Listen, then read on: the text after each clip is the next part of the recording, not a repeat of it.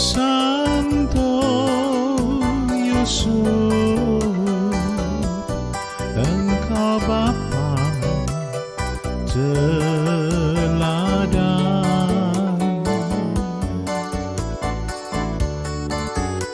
setia menjaga Kita akan melanjutkan saja Bunda Maria ke kami.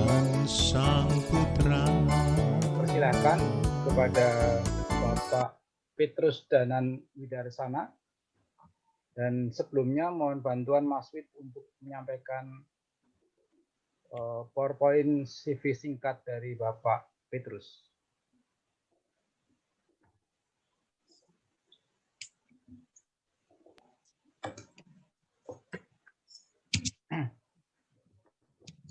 Baik, pembahas kita berikutnya adalah Bapak Petrus Danan Widarsana, lulus S2 Filsafat dan Teologi dari Sekolah Tinggi Filsafat Teologi Widya Sasana Malang. Kemudian juga pasca sarjana jurusan Bahasa Inggris di IKIP Malang, menggeluti katekesi di beberapa keuskupan dan paroki, menjadi Wakil Ketua Komisi Kateketik Keuskupan Agung Jakarta, dosen agama dan etika Katolik di Universitas Pertamina Jakarta, kemudian sebagai penatar katekis di Keuskupan Agung Jakarta. Bapak Petrus juga seorang penulis untuk beberapa artikel di majalah Hidup, di majalah Liturgi, Kompas, dan juga menulis buku. Salah satu buku yang akan terbit pada akhir bulan Juni 2021 ini berjudul Berjaga-jagalah dan waspadalah, dialog keutamaan hidup Kristiani.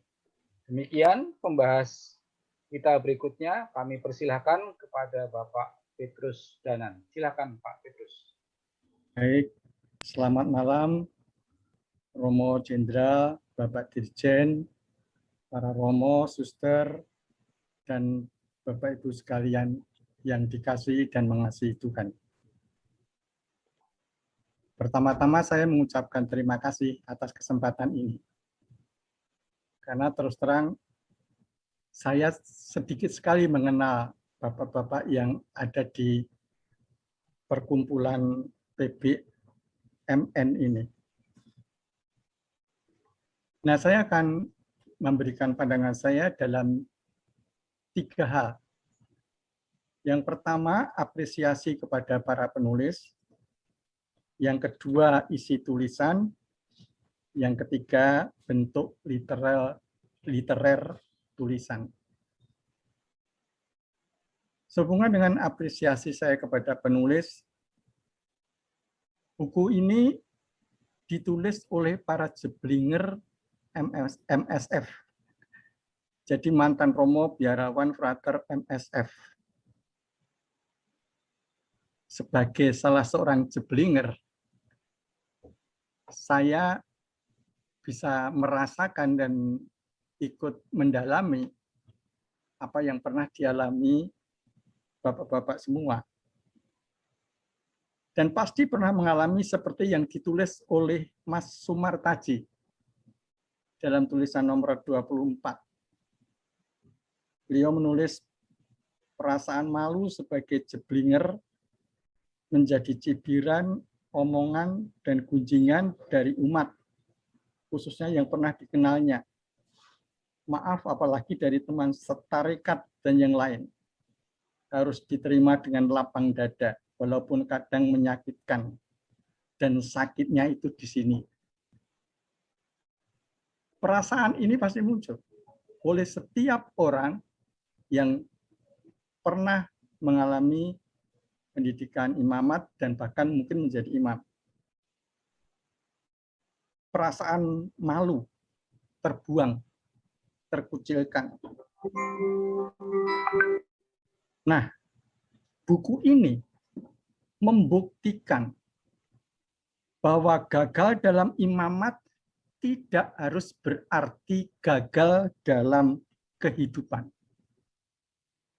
benih-benih yang telah tertanam di hati para bapak-bapak sekalian, baik di ruang kuliah dan terutama di biara, bukanlah benih-benih yang mati, melainkan benih-benih yang hidup, bergerak, dan bahkan bertumbuh.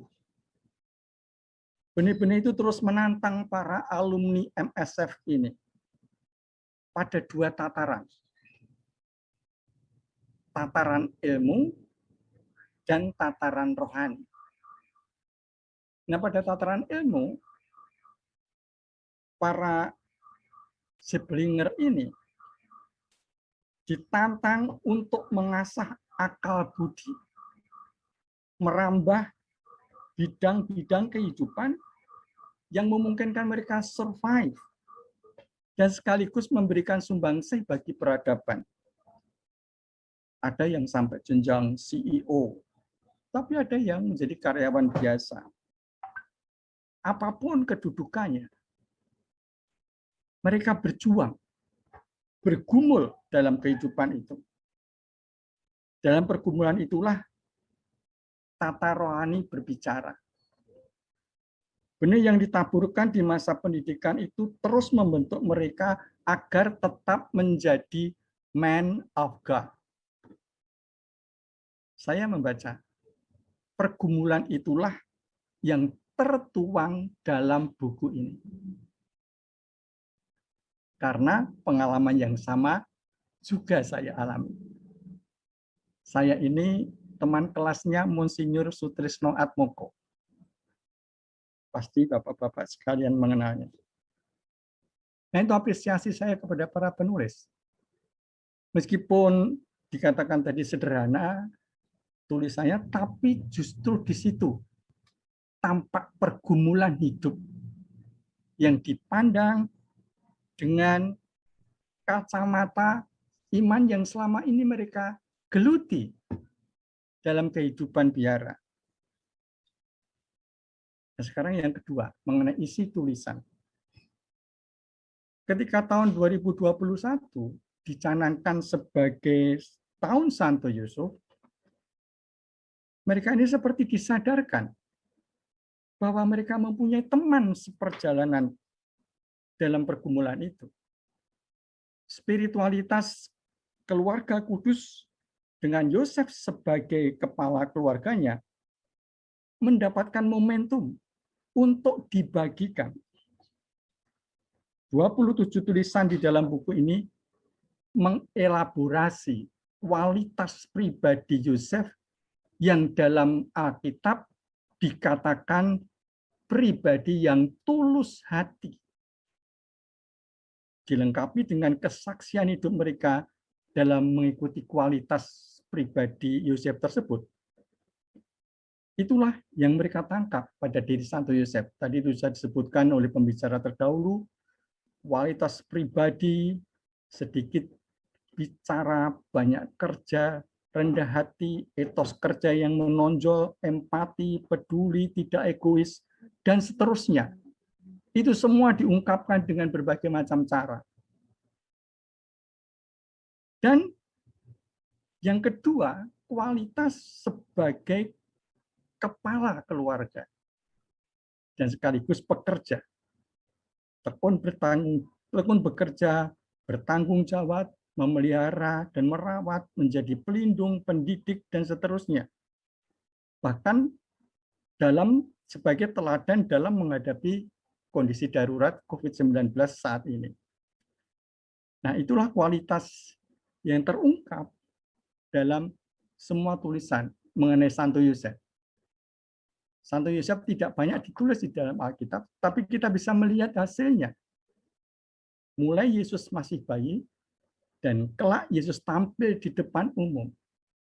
Bahwa Yesus tampil sebagai seorang yang pengajar yang berwibawa dan mempunyai kualitas pribadi yang luar biasa, tidak dapat dipisahkan dari pola asuh Santo Yosef. Karena jelas disebutkan dalam Injil Lukas, Yesus hidup dalam asuhan mereka. Yang ketiga, bentuk literer tulisan. Tadi sudah disinggung, memang ini tulisan bentuknya gado-gado. Ada macam-macam tulisan. Mulai dari refleksi iman, fiksi, bahkan fabel, tadi juga disebutkan, puisi, doa, ibadat sabda, dan juga tembang mocopat. Nah, Bapak Ibu sekalian, Suster dan Romo, saya akan mengambil satu dari mocopat ini. Karena apa? Karena di situ ada satu bait yang isinya tidak saya temukan di tulisan lain. Saya akan menyanyikannya. Kalau salah mohon dimaafkan. Ini bait yang kedua atau podo 2. Remu ing manahipun mireng ngandhut kang tunanganipun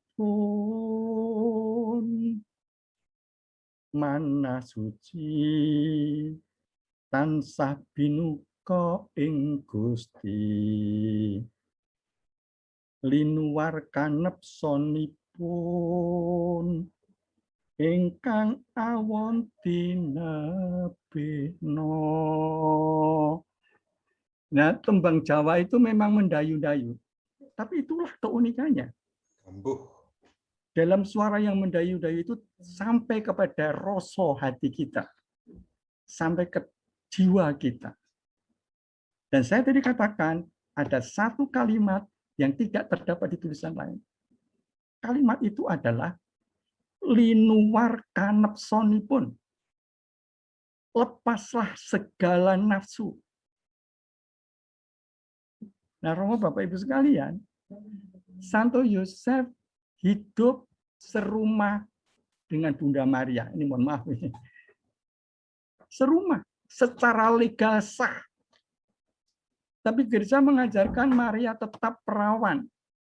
Sebelum menikah, sebelum melahirkan, pada saat melahirkan, dan sesudah melahirkan, dia tetap perawan. Kita bisa bayangkan betapa luar biasanya Yosef mampu mengendalikan dirinya. Dan itu ditangkap oleh Mas Heru Susanto, linuwar kanepsonipun. Pembicara yang terdahulu sudah berbicara. In this sexualized world, dunia yang penuh aborsi dan kemudian menghina perempuan dan sebagainya, Yusuf menjadi teladan. Yang harus mengendalikan diri itu bukan hanya para biarawan, para romo dan biarawati, para suami juga. Tadi ada yang menyinggung soal istri turun mesin. Nah, itu kan berarti tiada lagi pengendalian diri. Nah, ya itu hanya salah satu contoh bahwa memang banyak hal yang ditangkap oleh para penulis ini mengenai keutamaan Kristiani yang tercermin pada Yosef yang tulus hati itu. Dan tentu ini bisa dieksplor lebih dalam lagi. Maka dari itu, sebagai penutup, buku ini pantas, layak, bahkan saya rekomendasikan untuk dibaca siapapun yang ingin bertumbuh dalam iman. Terima kasih. Tuhan memberkati. Amin. Matur nuwun Mas Matur nuwun. Terima kasih kepada Pak Petrus Widarsana yang semakin memperkaya buku ini. Terima kasih Pak Petrus.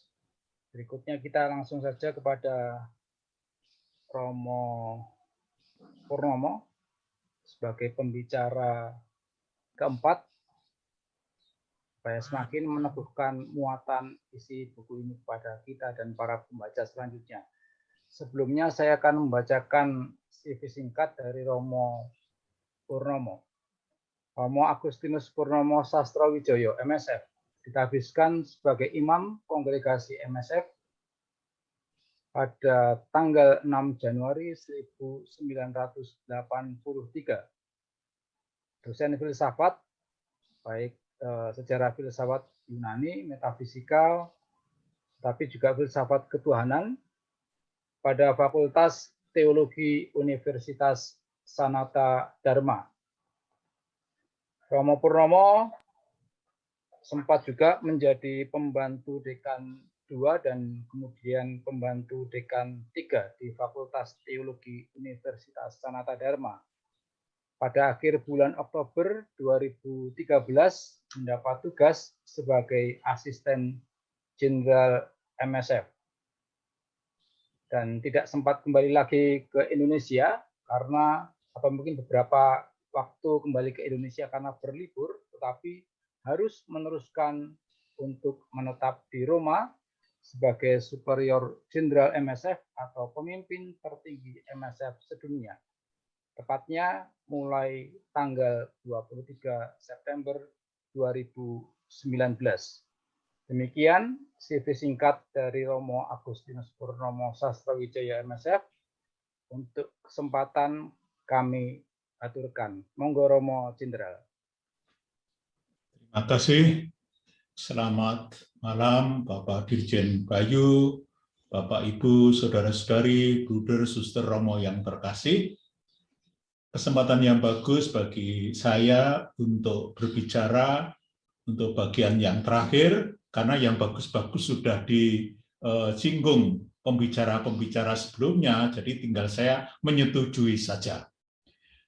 Saya melihat mulai dari judulnya saja. Judulnya dikatakan Santo Yosef dan kita. Berarti sepertinya si pembaca itu dilibatkan. Si pembaca itu ikut menulis buku itu atau ikut mengalami. Ini adalah kekuatan dari buku ini yang dikatakan Bunga Rampai Pengalaman Iman. Dan saya sudah, yang terakhir ini sudah tahun ke-8 di Roma, saya keliling ke banyak negara, provinsi MSF, belum ada model buku seperti ini yang ditulis oleh para jeblinger itu saya nggak suka, maaf, bisa mantan saja ya, atau ex. Itu baru pertama kali ini dari Indonesia menulis buku ini bersama-sama sebagai suatu penghormatan terhadap Santo Yosef dan memperlihatkan bahwa kita, tadi seperti disinggung, kita pernah minum air yang sama atau pendidikan yang sama. Ini bagi saya pribadi sesuatu yang menggembirakan, dan dengan langkah awal seperti ini, tadi sudah mulai disinggung, ada langkah berikutnya, dan ini merupakan sesuatu yang sungguh-sungguh memberikan kekuatan. Sejak awal, Mas Thomas sudah mengatakan bahwa ini memang sebagai suatu kelanjutan dari himbauan Paus untuk menjadikan tahun ini tahun Yusuf. Bahkan akhirnya juga dikatakan oleh Mas Paul Subianto bahwa tulisan-tulisan dalam Bunga Rampai ini mau memandang Santo Yosef. Mau disebut Santo Yusuf boleh, Santo Yosef boleh, dari perspektif yang lain. Dan tadi sudah diungkapkan oleh 4 pembicara yang sebelumnya bahwa perspektifnya memang berbeda. Dan yang ini muncul dari pergulatan hidup nyata. Mulai dari ada di seminari atau di novisiat, sampai juga kehidupan sebagai awam saat ini. Dan kalau disebut ini hasil dari karya mereka-mereka yang mantan MSF, tetapi sejauh yang saya tahu, hampir semua mantan MSF itu aktif dalam hidup menggereja dan bermasyarakat. Maka tadi Pak Dirjen Bayu sudah mengungkapkan dari segi iman, dari segi kemasyarakatan ini sesuatu yang memuatkan. Yang menyenangkan saya adalah, dan buku ini ditulis oleh banyak orang, mulai yang tertua, mudah diingat, tahunnya lahir 1947, Mas Broto, yang menjadi sesepuh BBMN, lalu yang termuda, Mas Alfred, 1974, jadi 4774 dibalik begitu saja. Itu mudah untuk diingat. Dan pasti ini nanti akan mendorong yang lain yang tadi sudah berjanji beberapa untuk menulis lebih banyak lagi tentang hal-hal yang positif untuk kehidupan iman kita. Maka sungguh ini memang bunga rampai. Maka saya juga senang ada yang tadi sudah disebut baru saja, yaitu oleh Mas Widiawat, bahwa di situ ada geguritan atau nyanyian Jawa. Nah, itu berarti kan untuk yang tua-tua. Tapi juga Mas Heru, Mas Paul dan Thomas membuat lagu rohani untuk anak, Pak Momong. Jadi memang keluarga itu ada yang muda, ada yang tua. Dan inilah yang menjadi tanggung jawab, sehingga Mas Gunawan Seno yang saya kenal sejak masih kecil, tapi sampai sekarang dia tidak tambah tinggi, yaitu dia mengatakan inilah menjadi tanggung jawab saya adalah iman Kristiani, juga pekerjaan sebagai bapak, anak-anak keutuhan dalam keluarga dan persaudaraan. Ya, tadi Romo Pras sudah menyinggung seperti warongko di dalam keris. Dan syukurlah bahwa di antara pembicara-pembicara yang laki-laki tadi muncul Mbak Sisi tadi yang ada nuansa Bunda Marianya, itu ya, jadi ada nuansa perempuannya. Apakah ini menyeimbangkan apa yang sebelumnya pembicara-pembicara, untunglah masih ada satu Maria, dan Maria adalah yang luar biasa baik bagi kita sendiri maupun bagi umat Kristiani yang lain. Nah, dari sini nampaklah bahwa apa yang sudah diungkapkan sebelumnya, khususnya secara sistematis tadi Romo Pras sudah mengurai dan sudah mencoba untuk mensintesakan apa yang dikatakan oleh misalnya Mas Broto, yaitu mengatakan demikian, Santo Yosef yang sabar, bijaksana, ngemong, ngayui, mengasuh, melindungi, juga terpancar dalam figur ayahku tercinta. Nah, kalau anak-anak bapak-bapak, ibu-ibu bisa mengatakan seperti itu, bisa mengatakan bahwa nuansa seperti itu terpancar dari bapakku, terpancar dari ibuku, itu adalah suatu anugerah yang luar biasa. Maka ini mendorong kita semua, ya, kalau bapak-bapak, ibu atau kami yang menjadi formator atau yang untuk saya juga untuk para Romo MSF, juga ini mendorong untuk mencoba menghayati kehidupan dengan cara-cara yang lebih positif. Ya, Bapak Sumartaji sudah mengungkapkan, tadi sudah disinggung, bahwa memang ada pergulatan di dalam kehidupan. Ada sesuatu yang tidak mudah, tetapi dia menanggapinya dengan secara positif, sebagai orang yang beriman. Jadi kalau sekarang ini banyak pembicara-pembicara yang mengatakan positive thinking itu sebetulnya ya iman, harapan, dan kasih. Dalam situasi apapun, kalau orang itu masih punya iman, masih punya harapan, masih punya kasih, maka masa depan itu masih terbuka. Dan itulah yang menjadi sekarang ini begitu ditekankan di dalam pembicaraan-pembicaraan atau di dalam hal-hal untuk menyemangati orang lain. Dari hal yang kecil, misalnya dari ada yang semua kutipan di atas diawali tadi Romo Pras sudah menyinggung, yaitu dengan kutipan-kutipan dari penulis terkenal. Nah, itu sangat bagus. Dan ada yang dari Jawa juga, misalnya Mas Nurseh Martadi itu mengatakan demikian. Bermurah hati dan teguh memegang janji. Maksud dari berbudi adalah murah hati, rela hati, suka berderma. Maksud dari bawa laksono adalah menepati ucapan, satunya ucapan dan perbuatan. Ini adalah sesuatu yang menginspirasi kita semua. Bagaimana bisa membuat satu antara ucapan dan perbuatan. Meski kita sadar kadang-kadang berhasil, kadang-kadang tidak berhasil. Tidak apa-apa. Nah, maka ini menjadi sesuatu yang dipentingkan adalah bagaimana usahanya itu. Satu hal yang tadi kita lihat yaitu bahwa kita semua, maka wajah-wajah di sini kebanyakan tidak asing bagi saya, entah ketika saya masih frater atau sebagai Romo, di sana juga nuansa tertentu. Memang tidak semua hal di skolastika, di novisiat, di bertiniam itu serba baik. Tapi ada hal yang masuk bukan hanya dalam pikiran kita, dalam hati kita. Seperti diungkapkan oleh Mas Hari. Ya, beberapa kali kami bertemu ketika misalnya ada kursus untuk persiapan Badan Akreditasi Nasional Perguruan Tinggi, Mas Hari juga ketika dia menunggui atau mau melihat bagaimana cara akreditasi di lupa di Tomohon atau di Palangkaraya waktu itu Mas Hari dan lain sebagainya. Nah, Saya mengatakan demikian. Di biara Nazaret yang amat terasa sangat semangat kekeluargaannya pada saat tugas cuci piring. Nah, dalam cuci piring itu ada tadi Romo Pras singgung Romo Bem, itu demikian juga. Waktu itu saya masih sebagai frater, termasuk yang dengan semangat mengusulkan supaya para staf juga cuci piring. Karena Pater Bergie itu melatih seminarisnya juga untuk opera atau kerja tangan. Maka staf-staf pun juga harus kerja tangan. Akhirnya disetujui di dalam rapat itu.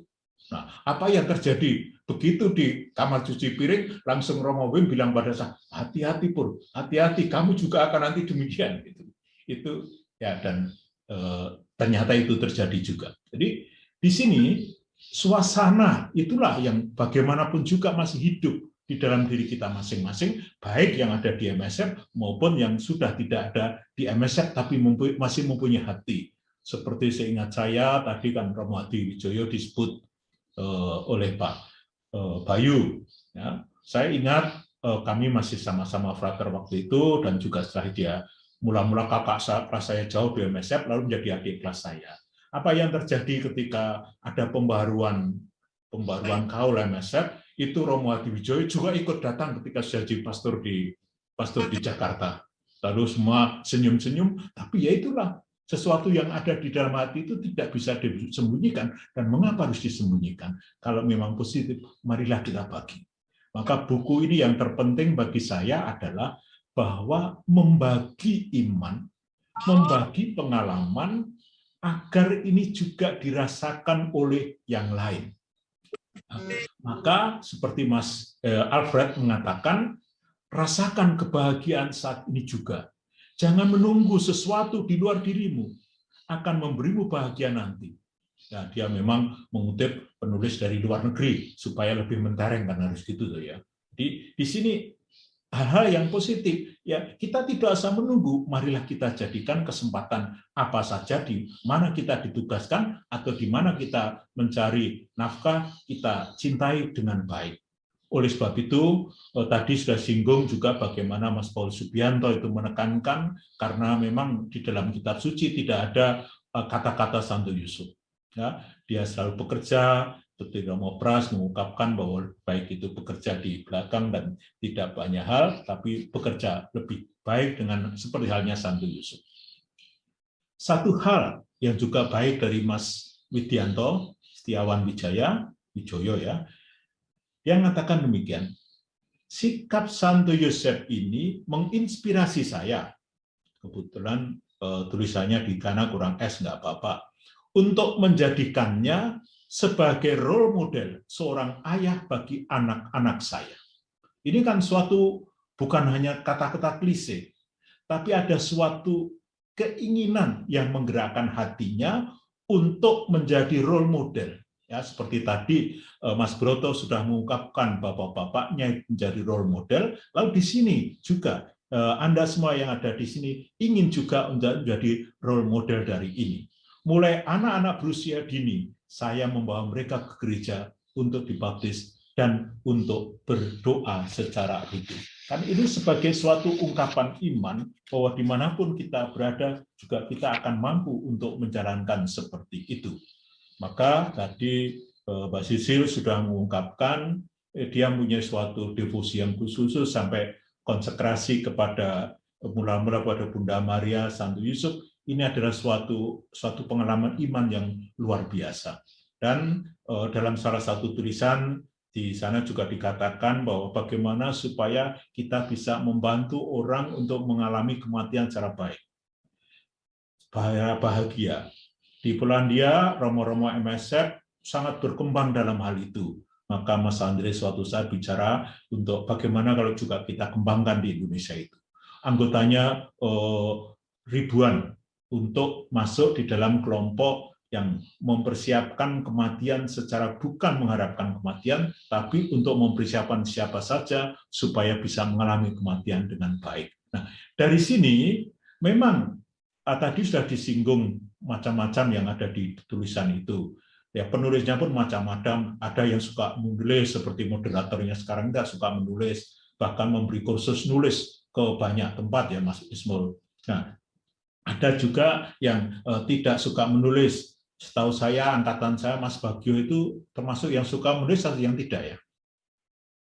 Tapi tulisannya bagus, saya baca bagus. Maka tulisannya dia mengatakan demikian.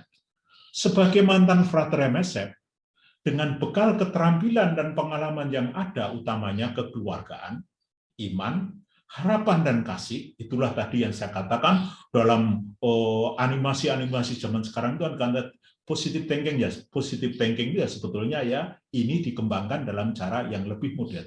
Ternyata saya tidak mengalami kesulitan untuk mendapatkan pekerjaan dan juga menyesuaikan dalam kehidupan.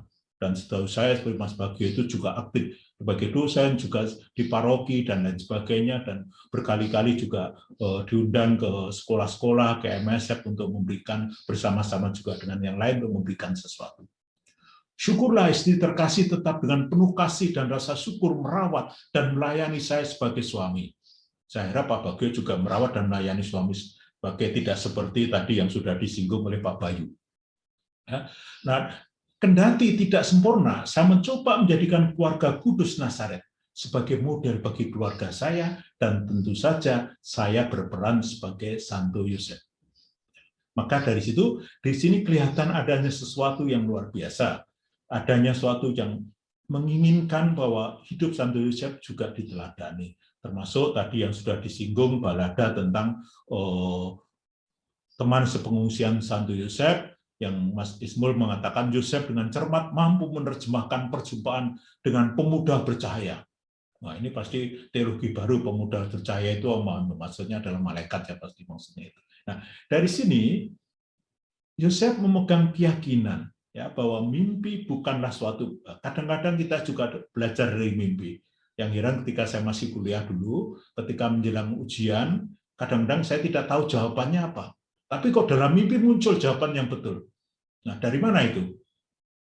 Tadi ingat ada lagu untuk anak-anak, tadi Malaikat Pamomong ya, Mas Paul dan Thomas. Nah, mungkin itu bukan hanya sebagai, memang itu pengalaman iman kita yang seperti itu. Nih, di akhir surat, Mas Adiendro itu teman saya dulu tadi sudah saya singgung Pak sebelum mulai, yaitu teman saya berpayung bersama ketika hujan-hujan sebagai novis tahun 1976 untuk mengumpulkan uang di kaleng-kaleng Puji yang tadi gambarnya disinggung. Dan waktu itu kami juga senang karena bisa masuk ke rumah Yosudarso. Bapak ibunya waktu itu masih hidup. Meskipun bapaknya sudah tidak bisa jalan, tapi kami suatu kehormatan. Dan pada waktu itu kami merasakan dengan berpayung bersama juga ada suatu kesatuan hati. Maka Mas Hadindro mengatakan demikian doanya. Bapak Yosef, akhirnya saya mohon maaf atas kelancaran saya menulis surat ini. Kelancangan saya menulis surat ini. Didiklah saya agar selalu rendah hati. Berikanlah saya secuil kesalehanmu. Ini tanda seorang yang rendah hati. Bahkan secuil pun sudah menjadi suatu kegembiraan. Agar segala aktivitas hidup saya mampu menjadi berkat bagi orang yang membutuhkan. Makanya sampai sekarang dia keliling kemana-mana melatih untuk pernafasan itu untuk membuat orang menjadi semakin sehat. Sebagaimana engkau selalu lakukan semasa hidupmu. Mas Subianto menegaskan Santo Yusuf menjadi penting perannya sebagai bapa spiritualitas keluarga dalam mewariskan pesan makna dan nilai Santo Yusuf kepada generasi muda. Dalam buku itu saya sudah menulis 2 paragraf. Itu adalah kesimpulan saya terhadap buku tersebut, bahwa buku ini membantu kita semua untuk menantang kita untuk lebih berdevosi pada Santo Yosef, agar kita bisa sampai kepada Tuhan sendiri, agar kita bisa bekerja sama dengan sebaik kekeluargaan yang sudah kita coba tanamkan dalam kehidupan kita. Marilah kita kerjakan bersama. Buku ini membantu kita untuk lebih meneladani dan berdevosi melalui Santo Yosef.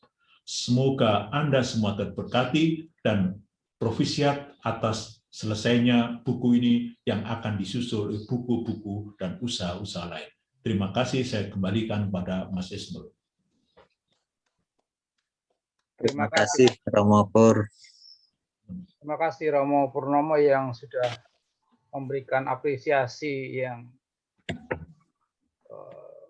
menambah bobot dari buku ini, tapi juga menyapa kami sebagai para penulis secara pribadi, menyebutkan nama satu persatu dan kemudian juga memberikan sedikit ulasan atas apa yang kami tuliskan. Romo Pur, terima kasih untuk ulasan-ulasan dan bahasan atas buku ini.